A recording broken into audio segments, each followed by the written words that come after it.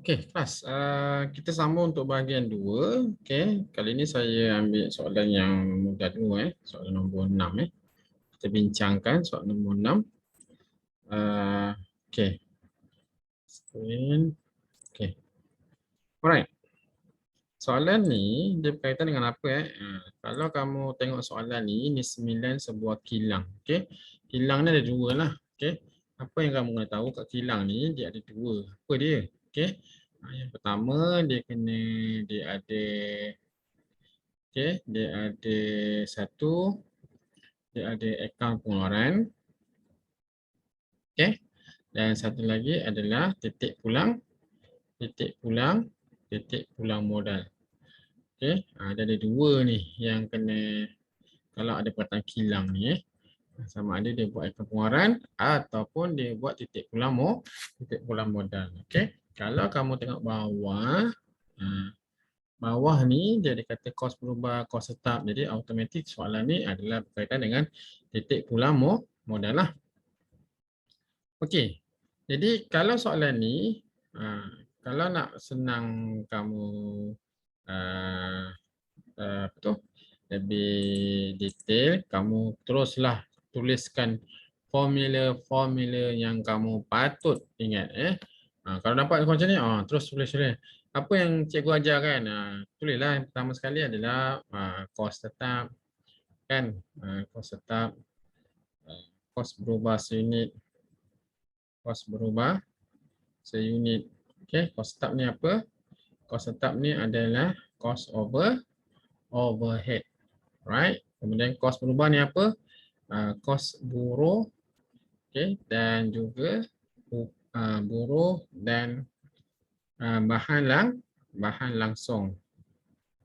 Okey, kemudian yang ketiga adalah apa dia? Titik pulang modal. Formula dia apa? Kos tetap bagi dengan MC. MC ni apa? Okey.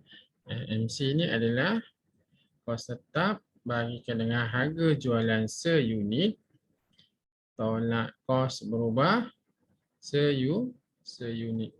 Okey. Terus tuliskan ni. Ini titik pulang modal dalam unit. Okey. Dan satu lagi adalah titik pulang modal dalam RM. Jadi macam mana dalam RM? Sama ada kamu ambil titik pulang modal dalam unit, darabkan terus dengan harga jualan seunit. Tulis siap-siap. Okey. Dan lagi last sekali biasanya dia ada nak kira untung sasaran. Okey. Ini ambil kat mana? Biasanya dia rujuk dekat titik pulang modal. Sama je. Kos tetap. Okey. Bagi MC. Tapi kena tambah apa? Untung sasaran dalam RM. Jadi kamu kena tengok dia unit ke? Dia RM. So ini yang formula untuk titik pulang modal. Kamu kena ingat. Okey. Ingat. Okey. Please ingat. Right. Mesti ada ni. Kos tetap adalah kos overhead. Kos berubah adalah buruh dan bahan. TPM, kos tetap bagi MC. Titik pulang modal. Sebab bila nanti dah dekat nanti kamu akan lupa. Okey. Kamu akan banyak lupa. Okey. Jadi sambil-sambil kamu dah tengok soalan ni, kamu terus tulis semua sekali formula-formula ni dekat atas sini. Okey. Alright, nanti kamu kena cari apa? Kos berbahasa unit, jualan kos tetap, jualan ni kan. Okey, kamu tengok bawah tu dia kata apa? Lakarkan graf. Okey. Automatik kamu terus buat graf. Dalam kepala otak kamu, paksi. Okey, saya pakai yang ni sikit. Alright, mana dia punya ni. Kita pakai yang normal. Okey. Paksi X, paksi Y, selari paksi Y, kemudian daripada satu dekat sini, alright, satu lagi dekat sini. So buat garisan dulu siap-siap. Okey, so saya tulis sini. Okay, apa dia?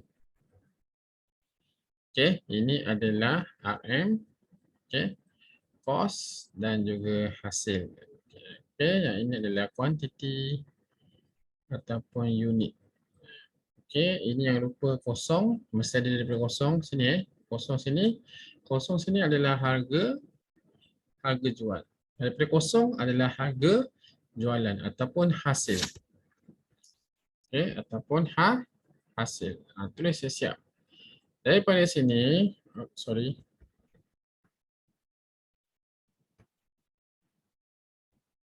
Okey, daripada yang atas ni adalah ini adalah kos tetap. Okey, berapa? Okey. Daripada kos tetap ni, okey, start dari sini ni, satu kali garisan lagi. Ini adalah apa? Kos jumlah kos. Right? So dia akan berjumpa kat sini. Berjumpa kat sini ni, apakah nama dia ni? Okey, ini kita namakan dia sebagai titik ulang modal. Okey, maksud dia apa? Unit dan kuantiti ni, okey, adalah hasil dan belanja dia adalah dalam keadaan kosong. Maksud dia apa? Hasil dia ni kosong. Hasil dan juga jumlah kos ni adalah sama dengan kosong. Dia pulang modal. Maksud dia kalau dia lebih sini, dia start sini lebih ni, ini adalah kawasan dia akan jadi untung. Kalau dia kurang ni, maksud dia kos lebih tinggi kan? Ini adalah rugi. Okay? So sekarang ni kamu terus buat jadual dia. Terus dia buat. Nanti kamu kena buat apa? Cari nilai ini, cari nilai ini, cari nilai ini. Okay? Carilah nilai 3 tu.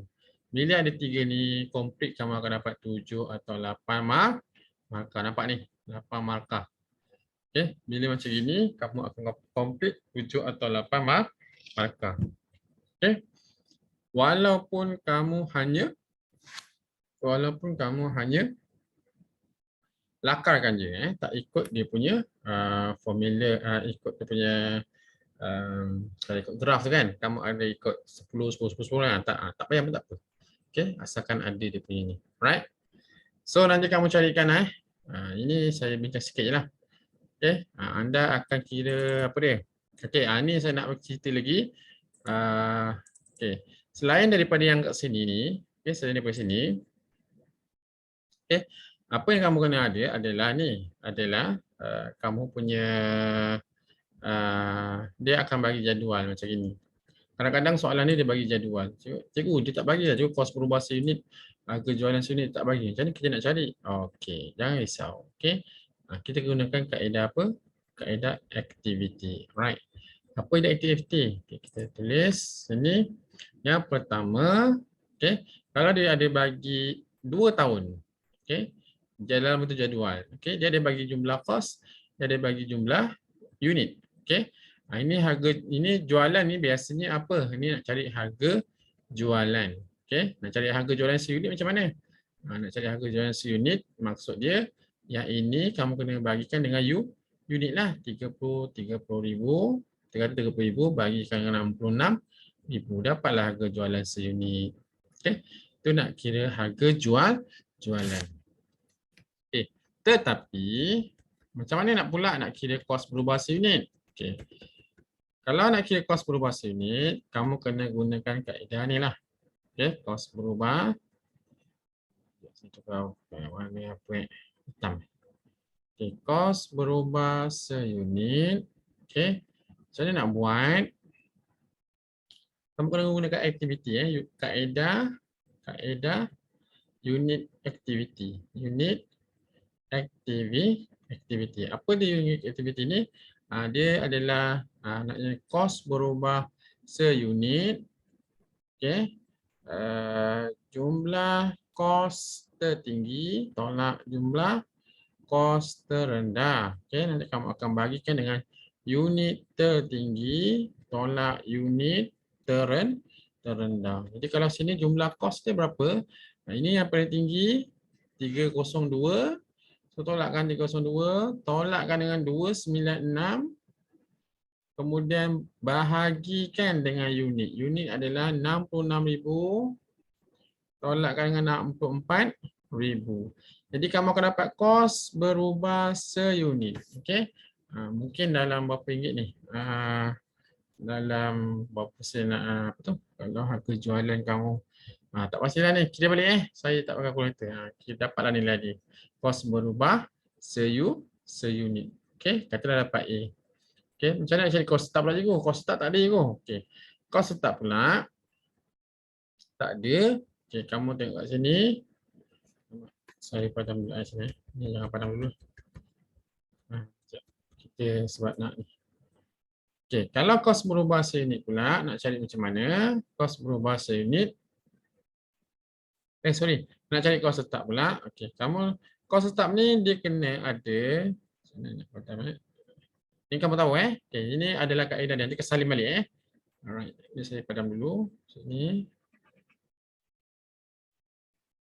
Okey, kamu dah dapat kos berubah seunit tadi menggunakan kaedah unit activity. Alright. So, macam mana kamu nak settlekan kos tetap pula? Okey, dia sebenarnya sama dengan jumlah kos, alright, sama dengan kos tetap tambah kos berubah. Itu je kamu kena ingat. Okey, jadi kamu tadi dah dapat kos berubah seunit, kamu dah dapat nilai dia adalah A. Okey. So macam mana cari kos tetap? Okey, jumlah kos ni kamu ambil mana-mana. Kamu ambil 2020 ke kamu ambil 2021 Katalah kamu ambil 2020, dia sama nanti jumlah kos kamu berapa? Jumlah kos kamu adalah 296,000.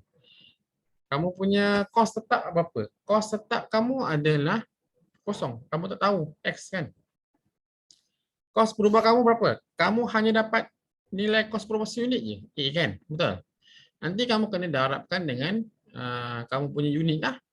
Kamu punya unit. Unit kamu berapa? 64,000. So nanti kamu akan dapatlah nilai dia ni. 64,000 darab dengan A, katalah RM1, 64,000. Kemudian X ni macam dapat? Jadi X ni adalah 296,000 tolaklah A 64,000. Dapatlah nilai C. Okey. Okey, ini tahun untuk 2020. Kamu boleh guna juga dengan 2021. So nanti jawapan dia pun sama. X adalah C juga. Right? Dia sama juga. Sebab itulah kos tetap. Kos tetap dia akan dapat C juga. Ni nilai dia. Okey.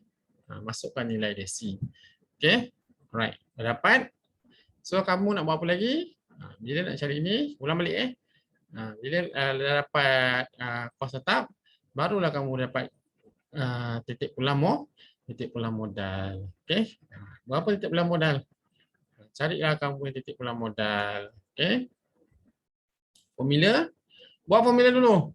Kos tetap bagi MC. Okey, kos tetap tadi C. MC tadi harga jualan seunit tolak kos berubah seunit. Okey. Dapatlah nilai A. Ini A adalah untuk unit. TPM unit yang kat sini.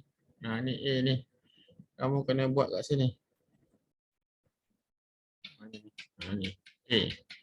A unit. Okey. Kamu kena cari TPM dalam RM. Macam mana dapat? Jadi TPM unit darabkan dengan harga jualan seunit. Dapatlah B. So B ni letak mana? B ni letak dekat sini. Okey. So complete lah bila ada A, ada B, ada C, ada titik pulang modal, ada hasil, ada ni kos tetap. Okey, ni 1, 2, 3, 4, 5, 6, 7. Okey. Kadang-kadang sini kosong pun ada markah juga. 8. Okey, so dapat 8 markah. Senang tak? Sebenarnya kamu dah boleh jawab dulu. Tak payah pun nak baca soal. Okey, kamu jawab dulu. So total kamu dapat apa? 20 markah. 20/100. Satu soalan saja. Soalan. Okey. So ini soalan titik pulang modal lah. Okey. Okey, kamu rujuk baliklah Saya hanya bincangkan saja Okey. Ingat balik macam mana nak kira untuk apa tu? Akaun kawalan belum terima, kemudian akaun kawalan belum bayar. Okey, saya bincang sikit Tak payah ingat tak payah ingat pun Okey, akaun belum terima, okey. Akaun kawalan akaun kawalan belum terima. Akaun kawalan belum bayar. Okey, tengok Abli dulu. Abli tambah mana? Tambah sini, tolak sini. Abli tambah mana? Tambah sini, tolak sini. Tengok dekat Abli. Okey. Tambah apa? Tambah dia punya hutang. Kurang apa? Kurang dia punya hutang. Okey. Kalau saya tambah sini normal baki BB. Sini normal baki BB. Okey, baki HB dia normal baki HB. Okey, ini baki BB, baki HB dia normal sini.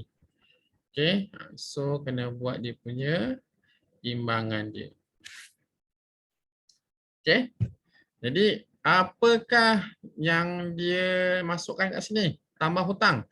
Kamu kena tengok sini lah. Kalau dia belian tunai, ada kaitan tak? Belian tunai, ada kaitan tak dengan akaun belum terima? Belian tunai, tak ada. Okey, tak ada kaitan. Jadi kamu tak payahlah masukkan. Sama dengan jualan tunai. Ada kaitan tak dengan akaun belum terima, akaun belum bayar? Tak ada. Sebab dia tunai. Dia belian dengan tunai je. Belian, debit, tunai, kredit. Kredit. Tak ada kaitan pun dengan akaun belum terima. Sama dengan ni. Belian, debit, jualan, kredit, tunai, debit. Tak ada kaitan pun dengan akaun belum terima, dengan akaun belum bayar. Okay, jadi tak payah tak payah buat. Contohnya yang kedua. Mengeluarkan cek kepada pembekal. Siapa pembekal? Akaun belum bayar. Dia keluarkan cek. Maksudnya hutang dia ni agak-agak bertambah ke berkurang. Kena fikirlah. Okay. Kena fikir hutang ni bertambah ke dia berkurang. Kalau dia bayar cek, mestilah berkurang. Okay. Mestilah berkurang. Jadi cek ni apa? Cek ni adalah bank. Bank lah. Jadi bank ni berkurang kat mana? Tulis sini bank berkurang sebanyak 12,500. Itu saja. Okey. Kemudian menerima cek daripada pelanggan. Jadi hutang dia apa? Berkurang. Hutang dia berkurang. Ada perkataan cek. Jadi kamu tulis bank. Nilai dia berapa? Nilai dia adalah 8960. Tapi dia kata ada termasuk hutang lapuk pulih. Okey, kelas. Hutang lapuk ni memanglah debit adalah hutang lapuk, kredit adalah hutang akaun belum terima. Ini hutang lapuk tau. Tapi kalau hutang lapuk pulih, debit adalah tunai. Kredit adalah hutang lapuk. Dia nak buang ni. Right? Jadi tak ada perkataan akaun belum terima. Tak ada perkataan, sorry. Mana ni? Okay, tak ada perkataan akaun belum terima pun dekat hutang lapuk pulih ni. Ada tak akaun belum terima sini? Ada tak perkataan akaun belum terima? Tak ada kan? Kalau hutang lapuk ada tak? Hutang lapuk ada. Hutang lapuk ada. Tapi kalau hutang lapuk pulih tak ada. Okay? Jadi kamu tak payah masuklah yang sini. Jadi kamu kena tolak 8960 tolak 320. Okay? Nampak tak? Tak payah hafal pun. Okay? Alright, diskaun diberi kepada pelanggan. Siapa pelanggan? Akaun belum terima. Diskaun diberi ni agak-agak kamu mengurangkan hutang ke menambahkan hutang? Kamu dah hutang tapi dapat diskaun. Jadi hutang kamu berkuranglah kan? Berkurang kat mana? Pelanggan. Siapa pelanggan? Akaun belum terima. Jadi diskaun diterima. Kamu just tahu nilai apa tu? Dia nilai dia ni berkurangan ke bertambah? Okey. Dia menambahkan hutang ke dia mengurangkan hutang? Itu saja. Yang lain-lain tak payah. Okey, yang lain-lain tak payah kamu nak ingat sangat. Okey, kemudian fahamkan konsep pindahan. Alright, pindahan yang saya dah bagi tahu dia masuk dua orang macam situasi dia berhutang sesama mereka lah. Okey. Jadi dia mengurangkan hutang masing-masing. Jadi kalau dia mengurangkan hutang masing-masing macam mana? Jadi dia mengurangkan hutang masing-masing, kamu kena buat dua-dua. Okey, sini satu pindahan dan sini pun ada satu pindahan. Alright, kena buat dua-dua. Kalau pindahan ke kontra ke kena buat dua-dua. Okey. Harga dia berapa? 920. Sini pun dapat 920. Kena buat dua-dua. Wajib buat dua-dua. Sebaru dapat markah sini. Okey, one for both nama dia. Okey, nama dia adalah one for both. Okey, jadi kena buat dua-dua. Okey. Yang lain check tak laku ni maksud dia apa? Check juga dia tak laku. Jadi tadi dia dah berhutang. Hutang dia apa? Bertambah semula. Jadi kalau check kamu kena tulis bank lah. Okey, kamu tulis check tak laku. Nilai dia berapa? 1,500. Kemudian dia ada diskaun. Tadi kamu dah bagi sini diskaun diterima. Sekali diskaun diberi kan? Sorry diskaun diberi. Ini diskaun diberi, kamu dah bagi dia. Alright, tapi dia kata dipulangkan sebab batal. Jadi kamu kena tambahkan balik hutang dia semula. Tambahlah, tadi dah berkurang hutang kan. Jadi kamu kena tambahkan balik hutang dia semula. Okay. Alright. Lagi maklumat tambahan. Ni yang muflis. Ni saya kata tadi. Dia adalah hutang lapuk. Jadi hutang lapuk mesti masuk. Hutang lapuk 400. Okay. Ni satu baris. Jangan ada kiri kanan. 400. Okay. Kena masuk. Alright. Tapi hutang lapuk kulit jangan masuk. Okay. Pada 30 September, baki yang kamu terima adalah 20,900. So dia adalah baki HB ni. Berapa nilai dia? Normal dia. Normal dia adalah 20,690. Tapi yang sini baki HB untuk akaun belum ni adalah 11710. Okay. Ni yang normal. Okay. Jadi ni kalau tak ada tak payahlah buat. Okay. Tapi kamu just alert. Okay. Maka tu. Dia adalah 6, 20 markah, 10 markah lah. Dia campur soalan apa? Okey, jap. Hai. Slow ni dok. Jap Jam dia hang. Okey.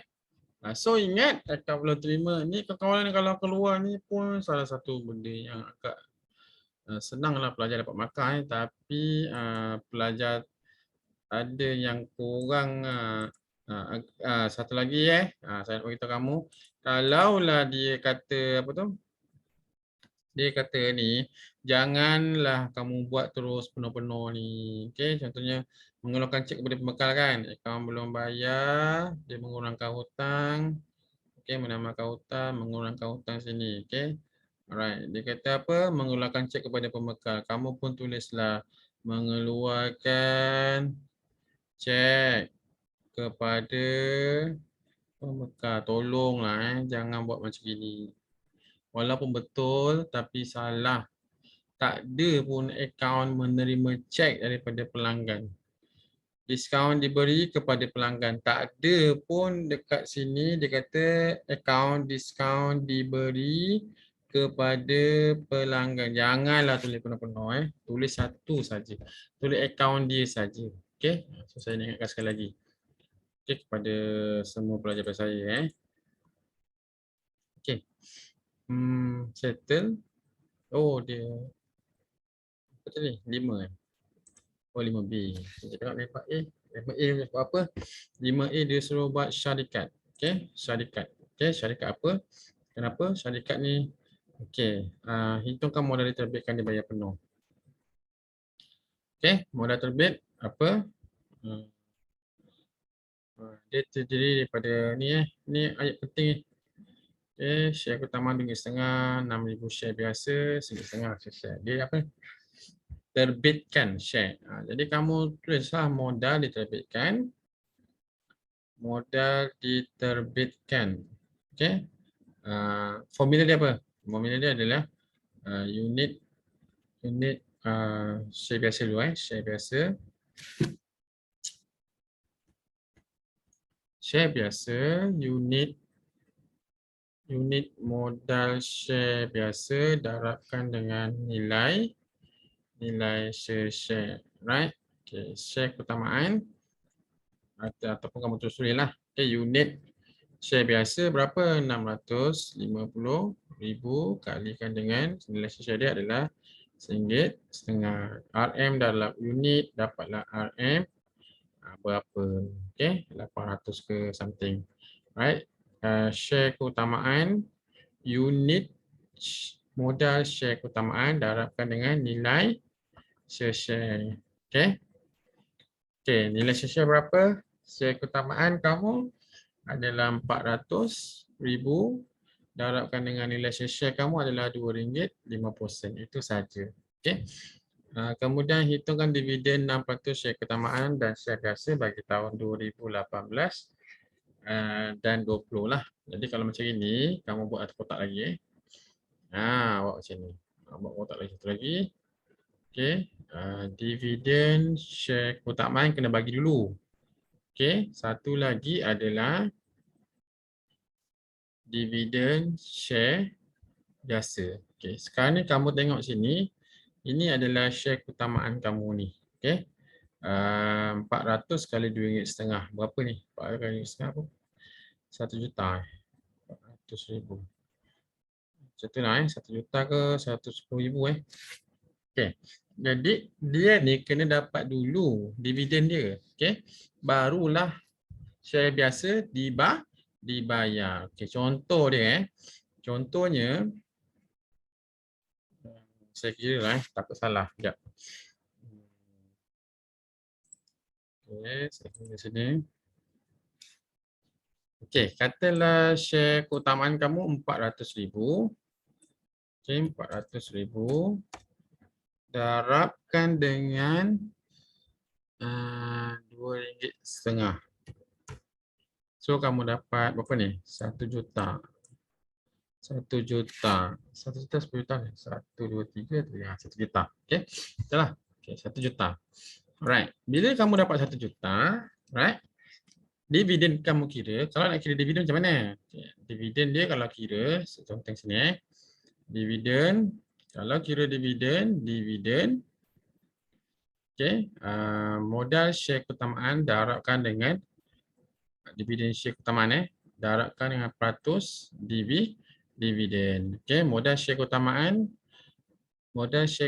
diterbitkan diterbitkan. Kena ambil diterbitkan. Berapa diterbitkan tadi? 1 juta. Okey, 1 juta darabkan dengan berapa persen? 6%. Okey, jadi total dia adalah 60,000. Okey, betul tak 60,000? Cek. Saya 60,000 lah kot. 60,000. Okey. Jadi share keutamaan ni sebenarnya setiap tahun kamu kena bagi 60,000. Okey, 60,000. Ini pun 60,000 sepatutnya. Tapi tak cukup. 60,000 kan. Jadi kamu kena top up nantilah. Sini macam ni boleh. Contohnya 60,000 boleh tak? Ni 60,000 tapi untung ada 86,800. Jadi kamu kena apa? Jadi kamu kena tolakkan dia. Okey. Tolakkan dia 86,800 tolakkan dengan 60,000. Dapatlah 26,800. Okey. Jadi dapatlah 26,800. Sini kamu kena tulislah dividen share keutamaan dia akan dapat berapa? Dia akan dapat mana ni? Okey. Dia akan dapat 26,800. Okey. Tapi yang sini dia tak dapat tau. Dia ni tahun pertama 2018. Kalau kamu kira 2019 pun sama juga 60,000 kan. Okey. Dia tak dapat tapi dia dapat 54,000. Jadi kamu kena bayar semua tu 54,700. Balance dia berapa? Okey, balance lagi. Okey. Balance lagi. Okey, kita tolakkan Dah. Apa ni? 54,700 tolakkan dengan 60,000. Okey. Kamu ada balance lagi 5,300. 5,300 kena bayar pada tahun depan. Okey. 5,300 kena bayar pada tahun depan. Tambahkan dengan 60,000. Jadi total dia kamu kena bayar 65,300. Okey. Boleh bayar tak? Boleh. Ada lebih tak? Ada. Jadi lebih dia berapa? Lebih dia adalah 98,500 tolakkan dengan 65,300. So ada lebih 30,000. 30,000 tu untuk kamu bayar share biasa. 30 berapa tadi? 30 33,200. Okey, 33,200. Nah, jadi. Okey. So clear sama. Okay. Jadi kamu buat kotak lah. Lagi kalau kotak lagi nampak 33,200. 33,200 Saya kira balik kalau yang ni dapat tak? Yang tak dapat lah sebab dia dah dapat penuh pada tahun 2019 dapat penuh usia keutamaan tu. Jadi saya rasa tak dapat. So clear inilah untuk dividen untuk tahun 2018 hingga 2020. Okey. Dan soalan ni pun clear juga dia selalu tanya macam mana nak sediakan penyata equity untung rugi. Penyata equity pemilik dekat penyata kewangan. Okey. Okey. So buat macam biasa. Right. Kamu buat macam biasa. Equity pemilik, okey. Equity pemilik dia PKK PKK, right, equity pemilik lah, perhatikan. Okay, biasanya kamu kan buat kan modal, kalau mereka tunggal kan muar kan, betul. Tapi kalau syarikat, dia bukan macam itu. Okay, modal tu betul, tapi dia adalah dia mula-mula dulu modal dibenarkan. Okay, modal dibenarkan. Okay, kalau ada lah. Okay, kalau ni tak ada dalam soalan ni, dia tak ada cakap. Kamu kena buatlah modal dibenarkan berapa. Share, kemudian share keutamaan, kemudian ada darabkan 6%. Okay. Kamu kena darabkan dengan harga dia RM RM2.50. Okay. Jadi nilai dia adalah, saya baca dulu takut keliru tadi.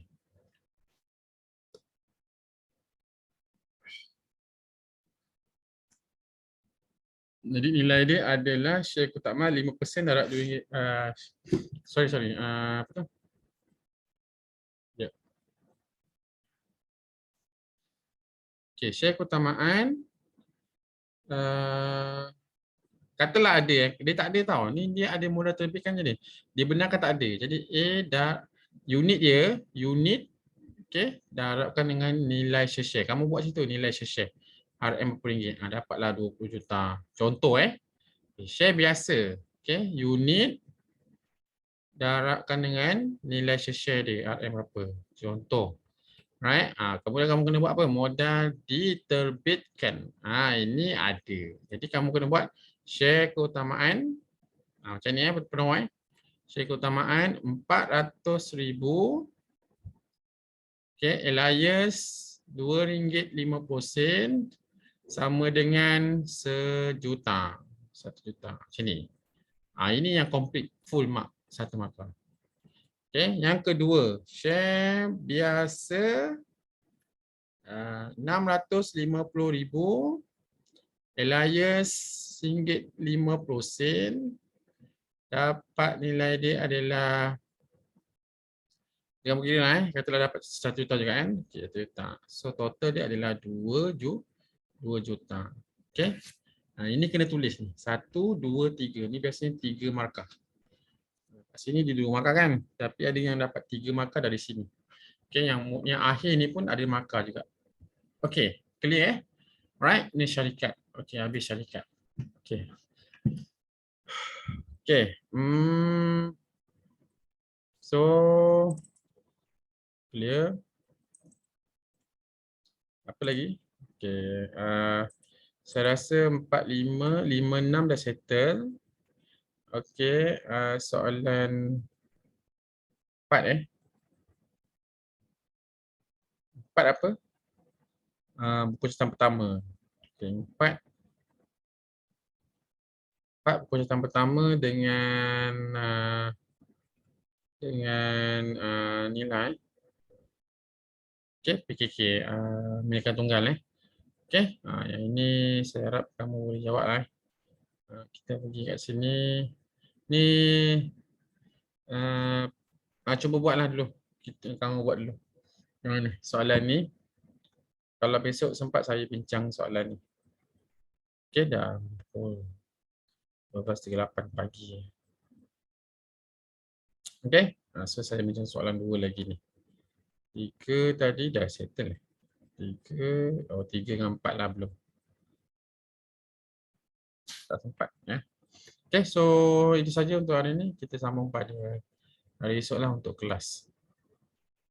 So thanks. Kita jumpa lagi untuk sesi akan datang. Terima kasih.